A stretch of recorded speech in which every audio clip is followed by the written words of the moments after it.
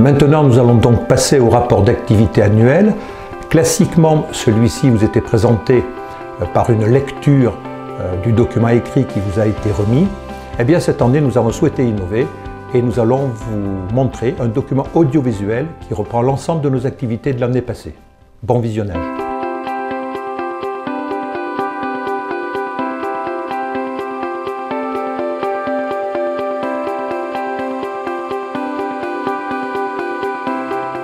Vos élus participent à de nombreuses réunions internes et externes pour aider à la réalisation des missions incombant à la Fédération.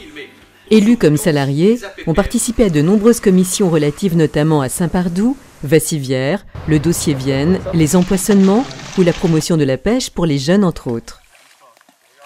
Les élus ont par ailleurs représenté votre fédération dans de multiples réunions, CHI, Association régionale Nouvelle-Aquitaine, FNPF, département, préfecture, mairie, CODERST, comité de pilotage de syndicats de rivières, etc.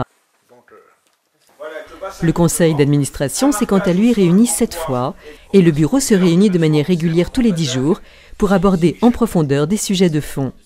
Jean-Christophe Boireau, secrétaire fédéral, nous rappelle les engagements pris par votre conseil d'administration lors de son élection. Le conseil d'administration de la Fédération de pêche est constitué de 13 membres actuellement. Une femme est présente parmi ce conseil d'administration.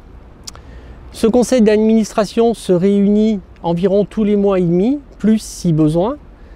Le bureau, quant à lui, se réunit toutes les 2 semaines et lui aussi plus si besoin. Il ne faut pas oublier dans cette construction l'ensemble des salariés, les techniciens qui constituent la cheville ouvrière et opérationnelle de la fédération et bien entendu les APPMA qui sont la cellule de base de la fédération. Les points clés sur lesquels nous sommes engagés lors de notre élection, c'était la poursuite du travail sur la restauration et la préservation des milieux, bien entendu, la mise en place d'une politique de développement halieutique et la mise en place d'une politique de communication et de développement pour la promotion de la pêche. L'objectif global, c'était préparer la fédération de pêche aux défis à venir. 2017 a vu la signature de 2 conventions très importantes. Une concerne le lac de Saint-Pardoux avec le conseil départemental, l'autre Vassivière avec le conseil régional en partenariat avec la fédération de pêche de la Creuse. Nous avons dans le même temps mis à la disposition des pêcheurs 2 plans d'eau spécialisés, le carpodrome du Rochelot à Saint-Junien pour la pêche de la carpe et l'étang Régnier près de Saint-Pardoux pour pêcher à la mouche. Les points qui seront développés dans les années qui viennent sont la spécialisation de certains barrages en fonction de leur spécificité et surtout la mise en place, la valorisation d'un programme très ambitieux concernant la seconde catégorie en Haute-Vienne. Cela concernera 2 rivières, la Vienne et la Gartempe. À ce jour, sur la Vienne, l'ensemble des secteurs pêchables ont été identifiés. Les APPMA qui ont en gestion ces parcours ont été consultés afin qu'elles apportent leur contribution à ce projet. Et les professionnels aussi, comme les guides de pêche, ont été consultés. Une première carte sera bientôt en ligne sur le site de la Fédération de pêche. Cette carte permettra à tout un chacun de pouvoir identifier les secteurs de pêche disponibles, les types de poissons possibles et les accès dont ils disposeront pour pouvoir venir pêcher. Cette carte n'est qu'une toute première étape car elle sera en permanence abondée au fur et à mesure où ce projet verra son déploiement s'effectuer et elle sera complétée par tous les aménagements qui pourront être réalisés tout au long de la Vienne et les spécialisations qui pourront être apportées notamment à certains gourds. Afin d'impliquer les pêcheurs dans la politique fédérale, 2 réunions regroupant les présidents des AAPPMA se sont déroulées en juillet et en octobre 2017. Face au regain d'activité auquel elle est confrontée, votre fédération évolue. Elle a terminé l'année 2017 par une profonde restructuration, passant par une professionnalisation de son organigramme et une restructuration des services. En 2017, votre fédération recensait 17 000 pêcheurs répartis sur les 7 220 km de cours d'eau et les 2000 hectares de barrages et plans d'eau du département. Sur les 7 bassins, 54 AAPPMA œuvrent chaque jour sur le terrain pour accompagner la fédération dans la réalisation de ses missions. Cette année encore, plus de 1500 jeunes, futurs ambassadeurs de notre belle pratique, ont été sensibilisés à la pêche et la protection des milieux aquatiques. Enfin, 800 000 € ont été investis dans l'animation et la gestion halieutique et piscicole, ainsi que dans la préservation du milieu aquatique.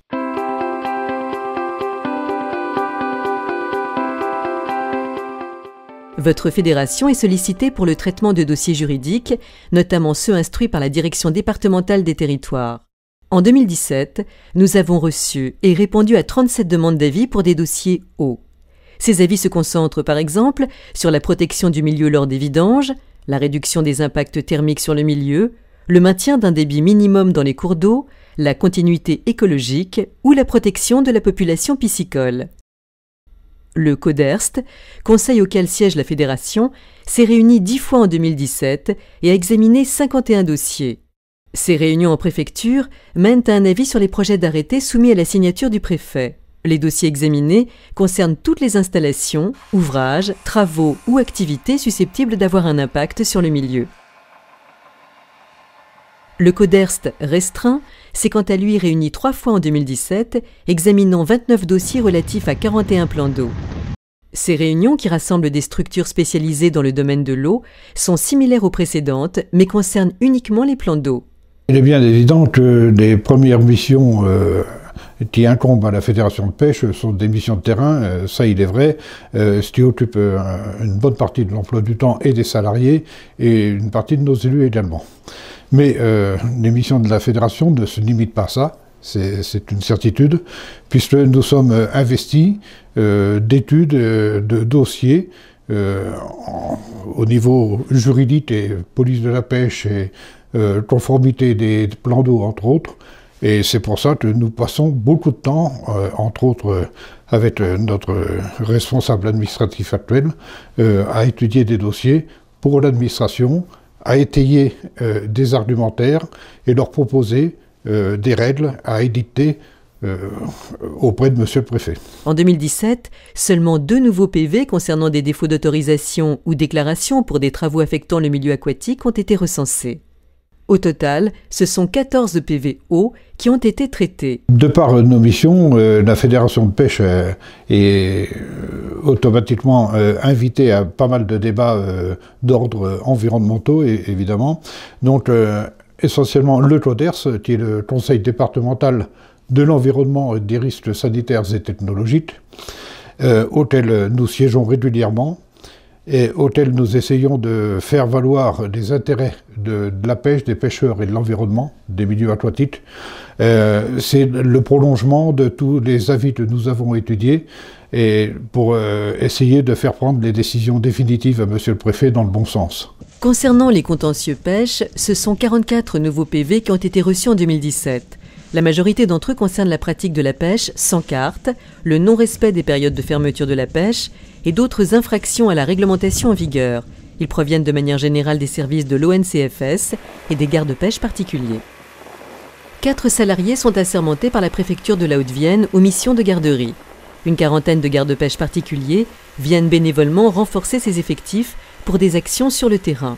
La fédération coordonne, suit et en anime ce réseau de bénévoles. Par le biais de constats émis par les autorités ou les gardes-pêche particuliers, cela débouche sur des procès-verbaux. Et donc, depuis un certain temps, nous avons été reconnus pour pouvoir aller au pénal et défendre une fois de plus les intérêts juridique de la Fédération de pêche. En 2017, le mot sécheresse est revenu, a été de nouveau d'actualité et de façon particulièrement cruciale. Et ce qu'on peut un peu regretter, c'est que les autorités n'aient pas pu prendre les décisions suffisamment tôt, peut-être, ou peut-être à cause d'un contexte économique également, La plupart du temps, nous restons sur notre faim parce qu'une fois de plus, nous siégeons également à une instance qui s'appelle le comité sécheresse, où nous essayons une fois de plus de défendre les intérêts et des poissons et des pêcheurs et de l'environnement. Et donc, comme je disais, ça a été tout à fait dommageable en 2017 parce que le manque d'eau a débuté dès janvier.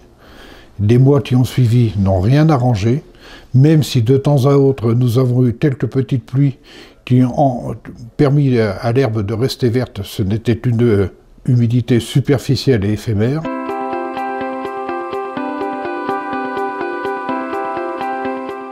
La fédération était engagée sur 6 contrats territoriaux et milieux aquatiques, pouvant être considérés comme des outils financiers proposés par les agences de l'eau, dans le but de réduire les différentes sources de pollution ou de dégradation physique et hydromorphologique des milieux aquatiques. En 2017, de nombreux travaux agricoles ont été réalisés dans le cadre du CTMA Gartempe, parmi lesquels la mise en défense de berges par la pose de clôtures et l'installation d'abreuvoirs respectueux des cours d'eau.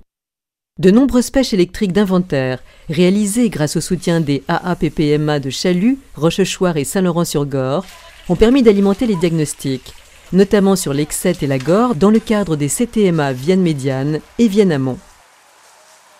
Sur la Vienne, une nouvelle frayère à brochet fonctionnelle est dorénavant présente sur le secteur de Saint-Junien, au lieu dit Les Roches. Les travaux réalisés sous maîtrise d'ouvrage fédérale seront évalués dès cette année avec la réalisation d'un sondage piscicole pour mettre en évidence la présence de juvéniles de brochet. Dans le cadre d'une volonté politique fédérale forte de développer l'halieutisme au sein de notre département, la fédération a entrepris la labellisation de certains plans d'eau, tels que celui de la Croisille-sur-Briance, venant enrichir la liste des plans d'eau communaux gérés par la fédération. La fédération s'est également lancée dans la démarche de qualification des hébergements pêche. Ainsi, monsieur et madame Carretet, propriétaires de la pourvoirie du lac au bord du lac de Vassivière, ont été les premiers hébergeurs à se voir décerner la qualification nationale hébergement pêche en Haute-Vienne. La gestion piscicole et halieutique est marquée par le maintien à un niveau élevé des empoisonnements. Ainsi, ce sont plusieurs tonnes de poissons qui ont rejoint les plans d'eau communaux, les parcours des AAPPMA ou encore certains lacs de barrage. L'année 2017 a été ponctuée par la vidange des 330 hectares du lac de Saint-Pardoux, propriété du conseil départemental, avec lequel la fédération est heureuse et fière d'avoir signé une convention de partenariat pour le développement halieutique et piscicole du lac sur les 10 prochaines années. Le lac de Vassivière fait également l'objet d'une attention toute particulière et l'important travail engagé depuis quelques années par les pêcheurs se traduit concrètement par la signature d'une convention entre le syndicat Le Lac de Vassivière et les 2 fédérations de la Creuse et de la Haute-Vienne pour la pêche et la protection du milieu aquatique. Le développement du tourisme pêche est au cœur des volontés politiques régionales et locales. Ceci se traduit par un plan d'aménagement global ambitieux d'un point de vue halieutique et piscicole.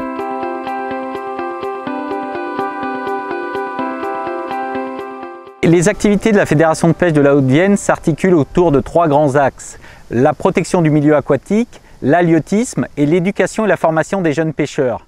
La formation des jeunes pêcheurs est fondamentale car ce sont les jeunes pêcheurs d'aujourd'hui qui feront les pêcheurs expérimentés de demain, qui pourront s'investir dans les associations comme les APPMA, comme la Fédération de pêche de la Haute-Vienne et pérenniser ainsi notre activité, la pêche de loisirs.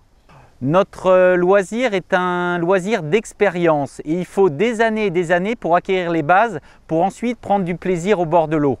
Plus tôt les jeunes viendront au bord de l'eau et seront séduits par notre loisir, plus ils auront de temps pour acquérir l'expérience qui leur permettra de prendre du poisson et prendre du plaisir au bord de l'eau. Pour la fédération, l'apprentissage des jeunes pêcheurs est vraiment quelque chose d'important. Preuve en est qu'on a un salarié à temps plein dont c'est l'activité principale, Julien Barret. Parmi les activités principales de Julien, vous avez des interventions en milieu scolaire, plus de 27 interventions en 2017 avec 650 jeunes qui ont été sensibilisés à notre loisir. Julien également met sur pied avec des APPMA du département des ateliers pêche nature à Bessines-sur-Gartempe, à Aix-sur-Vienne, à Saint-Junien. Et également il met sur pied des stages de découverte et de perfectionnement pendant les vacances scolaires, les vacances de Pâques, les vacances d'été, les vacances de Toussaint. L'objectif, c'est de sensibiliser un maximum de jeunes pêcheurs pour qu'ils puissent, eux, prendre du plaisir au bord de l'eau par la suite. En 2017, En complément du critérium jeunes pêcheurs qui est mis en place par la Fédération de pêche de la Haute-Vienne et par les APPMA depuis des années, une finale appelée Trophée des jeunes pousses a été organisée sur les étangs de Béja avec l'aide de la truite Montmaillet. 18 pêcheurs qui avaient été les meilleurs lors du critérium Jeunes Pêcheurs 2017 ont participé à cette finale. C'était une compétition. L'objectif d'une compétition, c'est généralement de valoriser la richesse halieutique d'un parcours et également d'échanger avec les jeunes pêcheurs pour améliorer sa technique. Grâce à ça, les jeunes pêcheurs pourront améliorer leur technique, découvrir de nouveaux parcours, donc améliorer leur expérience. Grâce également au stage de la fédération où Julien Barré les aura sensibilisés notamment à l'importance de la protection du milieu aquatique, ils seront à même de devenir des véritables ambassadeurs de la fédération et de promouvoir la pêche de loisirs. La fédération a pour mission de promouvoir la pêche, d'éduquer à l'environnement, au développement durable et à la biodiversité. C'est dans ce cadre qu'elle intervient auprès des plus jeunes, en classe ou en atelier périscolaire, pour aborder les thématiques de l'eau, du milieu aquatique et de l'environnement. Les écoles du département sont nombreuses à solliciter la fédération et les APPMA. En 2017, dans 18 écoles du département, 635 élèves de 27 classes primaires ont été sensibilisés à la préservation de nos rivières. Depuis 2012, la fédération offre la carte de pêche aux jeunes participant aux activités pêche en milieu scolaire. Les ateliers pêche nature viennent compléter les interventions en classe. Ils ont pour objectif de favoriser l'accès au loisir pêche et à sa pratique, de s'initier et de progresser dans différentes techniques tout en adoptant un comportement autonome et responsable vis-à-vis de l'environnement. Ce sont au total 3 écoles de pêche encadrées par des animateurs diplômés et des bénévoles des AAPPMA qui forment chaque année une quarantaine de jeunes de 8 à 16 ans. En dehors du cursus scolaire, nous organisons chaque année durant les vacances des stages de pêche thématiques pour les jeunes âgés de 8 à 16 ans. En plus de la pêche, les enfants sont également formés à la réglementation et sensibilisés à la connaissance et au respect des milieux aquatiques. Cette année, le calendrier a permis d'effectuer 9 stages auprès de 65 jeunes. Pour promouvoir la pêche auprès du grand public, la fédération a conclu un partenariat avec France Bleu Limousin pour des chroniques pêche hebdomadaires diffusées le week-end qui abordent différents sujets. 9 séances d'enregistrement ont été réalisées cette année, soit un total de 52 diffusions. Les activités promotion et communication étant intimement liées, Daniel Eudenbach, premier vice-président, nous explique pourquoi il est essentiel aujourd'hui de communiquer et d'affirmer notre présence sur les manifestations à forte visibilité. Mais la communication est un outil essentiel et indispensable de nos jours afin de pouvoir expliquer toutes les actions que nous menons dans les différentes missions qui nous incombent. Affirmer notre présence au travers des journaux, du site internet, des revues halieutiques, du guide de pêche annuel que nous éditons, ainsi que par le biais des lettres d'info, nous apporte une visibilité importante. L'un des moyens complémentaires de communiquer et de présenter la richesse halieutique de notre département, c'est aussi notre présence sur les salons pêche et notamment celui de Cournon. Il faut savoir qu'au même titre que les fédérations d'Auvergne, de celles de Creuse et de Corrèze, notre fédération est un partenaire historique de ce grand rendez-vous national. Ce salon est devenu incontournable pour tous les acteurs de la pêche, aussi bien pour les structures associatives que pour les professionnels. L'édition 2018, préparée durant l'année écoulée, a vu la zone consacrée aux fédérations entièrement reconfigurée, offrant un nouvel espace fédéral plus moderne et plus dynamique pour l'accueil du public.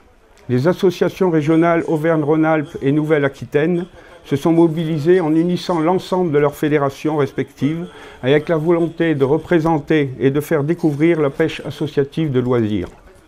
Ce salon représente tous les types de pêche, coups, truites, carpes, carnassiers, pêche en mer. Sont présents notamment toutes les grandes marques du matériel spécialisé, des guides de pêche professionnels, des acteurs du tourisme, des fédérations départementales, des associations régionales, des associations de migrateurs et bien d'autres. Il permet à des milliers de passionnés, ils étaient plus de 26 000 cette année, de découvrir les nouvelles tendances et les nouveautés, tant au niveau du matériel que des équipements, d'assister à des démonstrations techniques et de participer à de nombreuses animations, cinéma, conférences, initiations diverses et variées et jeux.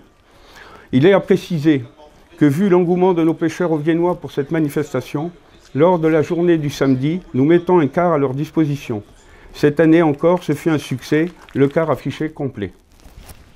Votre fédération, soucieuse d'innover, a développé cette année sa présence sur les réseaux sociaux avec la création d'une page Instagram et d'une chaîne YouTube en plus de sa page Facebook, comptant déjà plus de 3720 abonnés.